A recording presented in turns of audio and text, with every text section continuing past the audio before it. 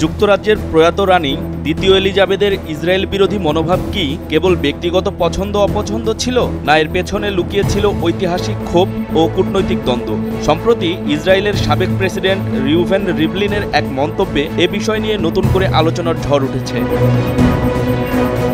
এক অনুষ্ঠানে রিভলিন দাবি করেন, রানী এলিজাবেথ মনে করতেন প্রত্যেক ইসরায়েলি হয় সন্ত্রাসী নয়তো সন্ত্রাসীর সন্তান। তিনি আরও জানান, রানী আন্তর্জাতিক কোনো প্রোটোকল ছাড়া কখনোই কোনো ইসরায়েলি কর্মকর্তাকে বাকিংহাম প্যালেসে ঢুকতে দেননি।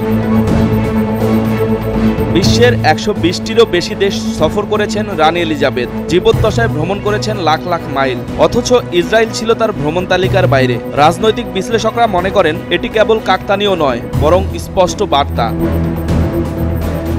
১৯৪০-এর দশকে ব্রিটিশ শাসনের সময় ফিলিস্তিনি ইহুদি সশস্ত্র গোষ্ঠীগুলোর বিদ্রোহ ও সহিংসতা অনেক ব্রিটিশ নেতার মতো রানীকেও প্রভাবিত করেছিল বলে মনে করেন ইতিহাসবিদরা। ব্রিটিশ সেনা ও প্রশাসনিক বাহিনীর সদস্যদের উপর চালানো হামলা এবং ব্রিটিশ শাসনের বিরুদ্ধে ইহুদিবাদের উগ্র অবস্থান সম্ভবত রানীর মনোভাব গঠনে প্রভাব ফেলেছিল।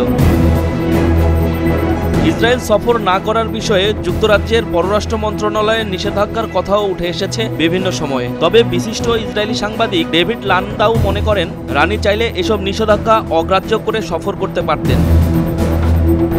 এই আলোচনা নতুন করে সামনে এসেছে এমন সময় যখন যুক্তরাজ্যের পররাষ্ট্রমন্ত্রী ডেভিড লেমি গোপনে ইসরায়েলি পররাষ্ট্রমন্ত্রীর সঙ্গে সাক্ষাৎ করেছেন এবং তা নিয়ে ব্রিটিশ রাজনীতিতে বিতর্ক চলছে। এমন সময়ে রানীর অবস্থানের পুনরুল্লেখ মধ্যপ্রাচ্য নীতি ও ব্রিটিশ রাজপরিবারের দীর্ঘমেয়াদী কূটনৈতিক অবস্থানকে স্মরণ করিয়ে দেয়।